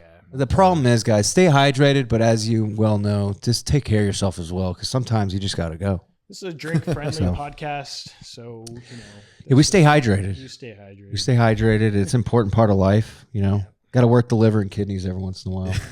And speaking of liver and kidneys, we're going into the Wolves Den Mailbag. All right. Oh! All right. We're going to add some audio in probably in future episodes, but for now, it's our working audio. But we want to take this time really to address everyone's inquiries and just share what they show us, whether it's anecdotes or we're just fostering a sense of community and just interacting with everyone. We want to, everyone, you have a valid opinion and we want to showcase it, whether we agree with it or we don't. I think it invokes thought, and it's important to incorporate all the community aspects of jiu-jitsu, the people we are around that aren't necessarily affiliated with martial arts, but do have opinions on what we're talking about. All of that matters. So this is going to be a platform for you. Today we're going to be focusing a little on Eric, one of our brown belt buddies over at Charles Gracie. He just, we trained with him I trained with him for over a year over there where we are now. And it's cool that he's so vocal and he participates, is the way I like to put it, with our project, because man, it means a lot. We put a lot of time and work into this. And when people can take the time out of their day to put that back into what we're doing, it means the world to us. So moving forward, Eric was like, excellent podcast, just finished it. To answer a question you guys raised, I don't believe Americans have ruined or polluted jiu-jitsu. A triangle, an armbar, a rear naked choke is all the same whether a Brazilian or an American is doing it. What is ruining jiu-jitsu is Americans' egos. The obsession with belt colors, stripes, having to win every night in training, etc., gets in the way of people's progress, stunts their knowledge and advancement. Validation via likes becomes the priority, not gathering knowledge. Also, outstanding point on the kidnapping example. So many people worry about competing and winning medals, but they forget the true roots of BJJ, which is self-defense. And they need to know, yes, we're all guilty of it. Every time they sit one round out because they're not feeling it or exhausted, etc., there may be a day, God forbid, of course, when they don't have a choice and their life will depend on it. And if they've cheated on their training or taken shortcuts, it's going to show when reality hits them in the face. Yep. Damn, that is good. Thank you, Eric, for your feedback, and thank you, man. Appreciate you. Being one of our listeners and viewers, but really giving us a thorough feedback for the show and topics we cover here. Oh yeah, and it's just, we're going to be showcasing more of this. I really want to get people more involved. Obviously, we're going to ask, whether or not we can talk about who you are and all that. But I think it's just, we need to get the community involved in what this project is. And I think that's what helps build these giant enterprises of, movements, is like getting everyone involved, showing everyone that their voice matters. It's not just this kind of project, or it's not like politics where we tell you we care about what you think because it's an election year. We're not elected here. We're just talking. We're on our soapbox. Doing this out of our own time, just because we enjoy doing it, and because we're, people who enjoy our time of fellowship and time to just sit and talk about things that we're all passionate about here, which is jiu-jitsu. That's the common, jiu-jitsu and beer theme that has brought us all together here. But yeah, like you said, Ryan, if the community wants to pitch in and they want to chime in and comment or DM us, and you do want to be a part of the mailbag, just let us know. We're not going to, have a conversation with us, and, you might make a point that we don't have insight to, something that opens our eyes. And that's great, getting the community involved. If you guys do want, what you have to share on the show, just let us know. We're happy to include you. Get included on the show, or we just end up having a conversation with you. It's just, don't feel like you're without a voice. Mm-hmm. Yep. And we're going to be doing a lot more polls, because polls are fun. I like polls. I like when I see it. I'm like, hey, I don't know whether I'm going to answer yes or no, or, and then like you back it up. But to go along with that too, last week we had a couple posts where it was what your thoughts are on gi or no gi. And we had a couple responses on that I liked as well. One of our responses was, while no gi is popular now, it's just another cycle. Social media is ruining a lot of things, but there will always be people that train that keep it 100. Another one is gi and no gi are two completely different styles of the same art.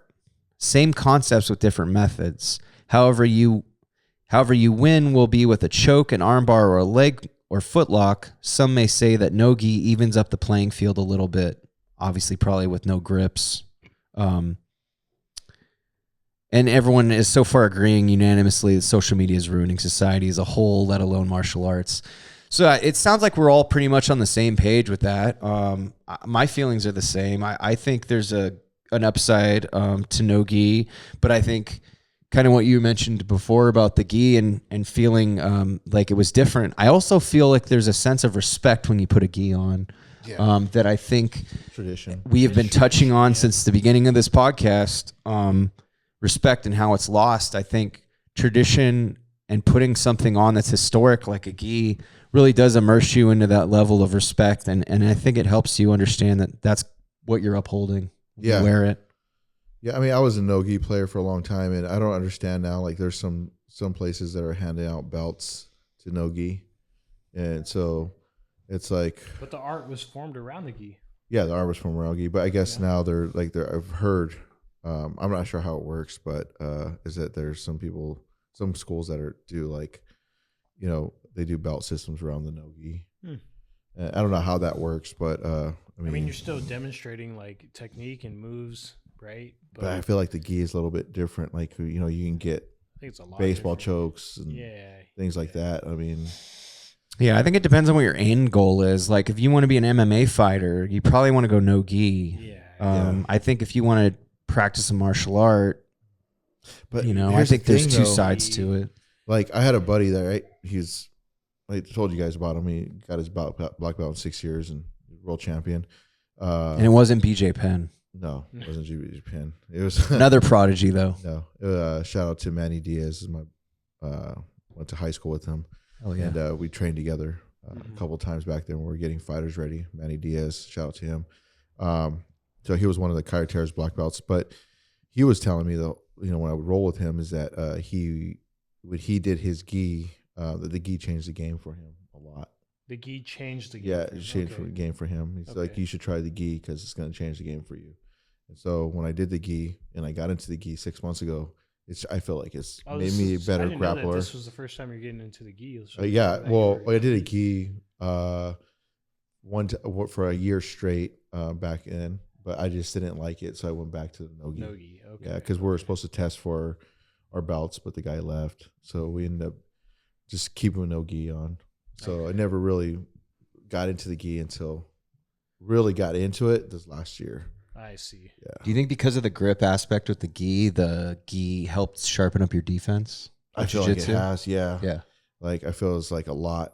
There's a lot. Like, I'm always looking for, like, there's always like pal chokes, things like that. I have to grab, and I've learned it pretty quick on like how to grab things and defend it. But I'm still working a lot on my defense. Okay. Like breaking grips, be more offense. On the opposite side of the question that Ryan just asked, do you feel like you wish you had more no-gi experience at our school? Because we train no-gi like 2 times a month. Do you feel like it's more efficient to just learn the gi, like with the gi on, and then apply that to no-gi? No, I love the gi now. Like, I wouldn't change it to go back to no-gi. I mean, no-gi is like cool for MMA, but I was like, I feel like if we're gonna do MMA, why not do it with the gi on also? Yeah. There's like a lot of people put, like, when I started doing no gi, they would try to put it in perspective. Like, imagine you're at the beach and then you're gonna fight at the beach because you guys are drinking, and you're gonna put all your jackets and your pants on. Yeah, no one has. Yeah, but then it's also, well, what if it's raining and you get in a fight and the person has a jacket on? At least it's almost like they're getting fucked up now. Yeah. So I mean, I guess it goes both ways, right? You might be in that situation where you're at the beach, but how often are you at the beach and you get into a fight? Whereas, like, in an everyday setting, if you go out, and most of the time the person you're fighting in a practical setting is clothed. Yeah. I was like, there was another thing too. Is like, I kind of got really dived in deep with me, and my thoughts this week was I really had to look at it. It was like there was a really good jiu-jitsu guy who said not all jiu-jitsu guys are fighters. They're not fighters, they're just grapplers, right? But at the same time, it's like, yeah, they might not be fighters, but they when you get into a situation where you're using your grappling skills on the street, like you are technically using your self-defense. So you are fighting, and it makes you a fighter. If you could teach them how to do open hand strikes or even closed fist strikes, I mean, that's just adding more to their game. You know, so I don't believe 100% of that statement. I did at the time was like, yeah, I did agree with it, even put it on my story, but went back and dived into that. Like, I don't believe that. I think that there's 100% legit jiu-jitsu guys out there who can hold their own on the street. Oh, I think so too. Yeah. And they are fighters. You know, I mean, these guys are training for fights, not just for MMA, but even going to becoming world champions like Abu Dhabi, things like that. Those guys are legit real fighters. Hell yeah. You know, so that's how I feel. I mean, they got my respect in my book. So, I mean, I'm nobody, but at the same time, like, I believe those guys are real fighters. Everybody's nobody though. Yeah. Right. So, I mean, I love the gi. I mean, I think the gi's changed the game for me a lot. I look forward to gi. Because when I took my first initial like class, my free class, it was no gi day. Yeah. When I signed up, you know, and I was like, oh yeah, this is badass. Like, I love no gi, you know, like, and I was expecting more no gi days when I signed up, and then I had to jump into the gi, and then class has always been in the gi. But I can say I really do enjoy being in the gi and learning the chokes and all the moves with all the grips. Yeah. The gi is definitely fun. It's a fun game, man. I wonder what the viewers, do you guys prefer no gi or with the gi on? Yeah. What do you guys prefer? I personally wish we had more no-gi classes at the school we're going to. Okay. I think we should have at least 2 a week. I know it's all based on who can teach and who shows up, but hey, that ain't my problem. I'm not a business owner. I'm a consumer. So at the end of the day, my view is as a consumer, I wish we had an option to do it, to train at least twice a week with no gi. That doesn't mean I'm not going to train without the gi. I just think it's good to have supplemental training. And I think to understand the art itself and to really break down moves, a Kimura is way different when you have a gi and when you have no gi. An arm bar is different. The grips are different. Like the setup becomes different. So like I feel like the art is still there. It's just learning to do it in a different way, because like you just said too, you don't know what your wardrobe's going to be. But if you can do an arm bar with no gi and you can do it with a gi, you can do an arm bar, you know? Yeah. If you can do any of those moves in both mediums, you got that shit down. You know, and then you're also going to understand how to practically apply those moves based on what the situation you're in and what you're wearing. And I think that's important. But I do think, you know, you got to do what you want to do. And I'm predominantly more comfortable in the gi. And I think that's why I want more no gi, because I'm like the opposite of where you are or where you were. Like I've only really trained gi. So once you eliminate those grips, you really got to rely way more on technique. Yeah. You know, and it does make you more technical. I mean, just like, I don't know, man. This is different for me. I mean, I like the gi. I feel like the gi is definitely a technical game, but yeah, when you don't have grips, it's a little bit harder to have stuff on, and you're definitely using your wrestling to help. But, like I use my wrestling to help save me a lot. But see, that's kind of what I mean. Is sometimes I think no gi helps showcase jiu-jitsu traditionally, because it's forcing you to rely on your technical aspects of your jiu-jitsu and not your physical attributes. Yeah. And I feel like a lot of the times, like when I'm watching jiu-jitsu, like if I'm myself on my phone and I'm like, okay, I'm going to watch jiu-jitsu videos or something, I'm always studying no-gi. Yeah. I mean, there's a lot to it. I mean, even with the strikes, I mean, with the no-gi or even a gi on, like the strikes should definitely be put into some of the teachings, like, you know, like some of the strikes. If you watch old Gracie videos, they see them doing strikes, and they have people their backs and they're doing open hand strikes to the head, whatever, to get those grips in and do a choke. I mean, there's like old videos. Go research those videos. There's videos out there doing strikes and then getting chokes in. So I think it should be with the both gi parts, on, with the gi and no gi. See, I like what you're saying. I think it'd be really cool to see how MMA would be with the gi. Oh yeah, bring it back to. I mean, you're gonna be dropping weight. Yeah. Man, that's like a sauna suit, you know. Yeah.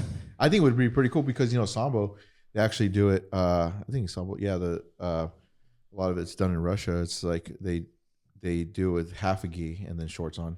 Oh, kind of like the 10th Planet style, where you got the pants and the rash guard.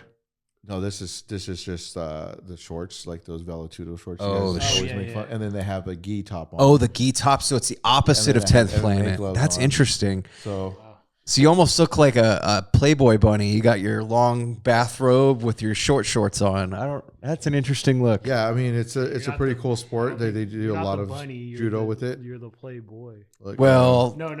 You're the you Hugh want to be. You're the Hugh Hefner had pants on though. He wasn't wearing the so Daisy this is Dukes with Sambo the here. with the long See robe. it? That's Sambo. That's okay. That's not as bad as what I was imagining. You were Yeah. just thinking like the geese. I was picturing like This is- top this I'm is thinking Sambo's. like kimono geisha. You know what I mean? No. It just wasn't flattering But I at mean, all. look at these videos. These guys are really. It is a little kimono geisha, dude. It's Look at not. that. Some of them are a little. Look at those strikes. Might have to, Those yeah. takedowns. You might have to. Yeah. That's with the gi on. It's- a top half a gi. Look at that. I think Yeah, that's so sure. This is badass. like judo, jiu-jitsu mixed. It's a little goofy looking attire wise, but Yeah. that would be cool as hell to watch, though. Yeah. You know, But that would just- be fun. just Sparring with the gi on would be doing open hand strikes with MMA gloves. That'd be on. cool. Okay, but I mean, if you're wearing shorts, right? And You Dana need it White. for the kicks, Dana White, though. call me so we can come up with a new plan. Slap Come with fights. a new fight. but if you're training in that style, you're wearing just shorts. Like you're gonna find your grips still like on that person's ankle. Yeah. You know, Yeah, Or pushing down on their thigh or their knee Yeah. and their leg. Like you still find your grip. but I feel like the shorts are probably more of an aspect of mobility for the kicking side, right? Probably. yeah, maybe. You just got more space to Yeah. get your I legs think the around. stand-up part is definitely important for the MMA, the jiu-jitsu side. Like it's you definitely know your takedowns and your strikes on how to set up a takedown. Okay. I think you need to know definitely how to do your basic strikes and set up that takedown Okay. to have that advantage. Yeah. Yeah. If you don't know that, then if you're just constantly pulling guard, you're gonna meet that person who knows how to wrestle, who knows jiu-jitsu, knows how to strike. It's not gonna be fun. Yeah. You know what I like, and I want to learn it more and apply it more, is the fake guard pulling into takedowns. Yeah. I fucking love the fake. I'm gonna pull guard. Nope, double leg. I fucking love it. I'm gonna start doing it. I'm gonna start fucking doing it, man, because I need to work on my takedowns. And two, like if you can throw people off, that's the whole point. The whole point of like martial arts is the element of surprise, right? Yeah. It's not a sucker punch. It's just how can I improve your defense while improving my offense? And every time you do something unique, that person now has to adapt to that, and they're gonna think other people are gonna do it. So it's just that whole thing of like getting everyone better and sharpening everybody, and you know, There's some people that just do the open guard game and there's like, come play my game. Mhm. And then Oh, no, people for fall sure. into it, and the next thing you know, you're like, fuck, I'm getting fucking triangle choked or something because you fall into their game. It's like, Yeah. I'm not falling into that game, dude. yeah, I'm not gonna play that game with you. hmm Stand the fuck back up. yeah, and that's Yeah, like, true. I noticed that like whenever I roll the purple belts, it's like they're always like, okay, just waiting for you to come to them, you know. And But they're part of kinda that's dragging too what we were talking about, right? there's- So when you're a yeah. higher belt and you're a bigger person, you want people to be able to work. you. Yeah. Yeah. So I That's think like that's how- part of it too. You know, like Yeah. shout out to Almansor, you know, like he was showing us that, you know, like the day that I trained with you guys. Yeah. It's like he was showing us that. It's like, Mhm. Yeah, he has a lot of good teachings, man. He's a very, very strong teacher. That guy's a mentor for me. yeah. Yeah, I have a lot of love for that guy. Yeah, I've been blessed to be around him a couple times, and the amount of information that I've been able to learn from him and that he's instilled upon me is holy shit, man. Maybe like a few weeks worth of training. Like Brazilian, if you ever get the chance to train with a true Brazilian person that's from Brazil that knows jiu-jitsu, like do it. They're the most insightful, friendly people that holy crap, man. It's like for all those ignorant pigs out there that are like, oh, English is your second language, dude. I understand the English from Brazilians better than the English from other people in this country. Like, they're very like, and there's so much, I got so much respect for people that learn English as a second language. I don't even know English as a first language, and I'm born here. So mad respect to people that had to come here and learn the language and that can do it efficiently, because man, that is the best way I would describe his communication. And the other Brazilian guy I know too is they're very efficient with the words they use. And there's very little parts of it where you're like, I don't understand what you're saying. No, they have thick accents and you still know exactly what they're talking about. They're very, very smart and they want to help you. They want to teach you. Every Brazilian I've met has been very fucking wholesome. I feel like Almansor, Professor Almansor, he's like the hidden secret with jiu-jitsu. He's the guy that Like our master splinter. yeah, man, he's the guy that's coming in, and like if people actually took the time to listen to him or even train with him, they'll understand like this guy is a real deal. He is jiu-jitsu. He is the definition of jiu-jitsu. Dude, just that one lesson of like learning to control the hips with your feet. Yeah. You know, like with the open guard. The open guard. I've been using that every time. Like I haven't stopped. You know, I'm like, I'm gonna fucking use this to my advantage. It fucking works, dude. Fucking close and keep my feet extended and try to control the hips. And as a white belt, you know, learning something like that I'm like, it's like we said earlier, like just know 5 things that fucking work. For you, and that's one thing I feel like I do a lot now, where I'm like, oh yeah, like if I can pull someone open guard and I can control their hips and keep them close to me, but control their hips and keep them from doing things, it's gonna help. It gives me an advantage. Like I say to all the listeners out there, like all the jiu-jitsu players, even MMA guys, if you get a chance to look up Professor Almansor from Teen Zenith. That guy is a real deal. You should take your time to really train with him, reach out to him, call him. I mean, this guy knows his shit. Yeah. I mean, we all can speak about it. I learned a lot of shit in a short amount of time. You can talk to other guys who train with him, who've gone to ADCC trials, who's gone to IBJJF championships with him. This guy knows his shit. He is jiu-jitsu. He is like the definition of jiu-jitsu. So get with Professor Almansor. You know, even set up something with him, privates, or even get him out to do a seminar. That guy, he's the real deal, man. Yeah. He will make you a world champion if you give him the chance. Hell yeah. Amen to that, dude. Yeah. And on that note, that was a beautiful way to end this, but I feel like, as in always, I kind of like ending it with a little quote. So today we're going to end the episode with, when you're having a discussion or a conversation, you should be focusing on understanding one another rather than trying to convince one another something. This is something I'm definitely trying to practice more, because I feel like a habit of mine before was I'm always trying to convince people that I'm right or that they need to learn something. But it's like, no, I just need to learn about them. Like conversation is educational for both sides, and it shouldn't just be you being cocky like you're the teacher. Yeah. And before I start coughing, hopefully one of you guys can wrap this up. Yeah, man. Thank you guys for tuning in. Don't forget to go to that subscribe, like button. Drop your comments, please. We will definitely read them. Let us know on Wolves Den House or Tactical Inc. what you guys feel. Ryan runs the Wolves Den House page, so he'll get back to you or reach out to you. You can reach Tiger if you need any photography. He'll be on there, like he definitely does. But even outside of photo, you know, like if you hit him up for photos about my views on what I think, you know, the topics we talk about here on the show, shoot me a message. If you're a supermodel looking for photography, hit up Tiger. I'm your guy. We're gonna be picking Tiger's brain when he comes back from Italy. We want to hear some stories, some street stories.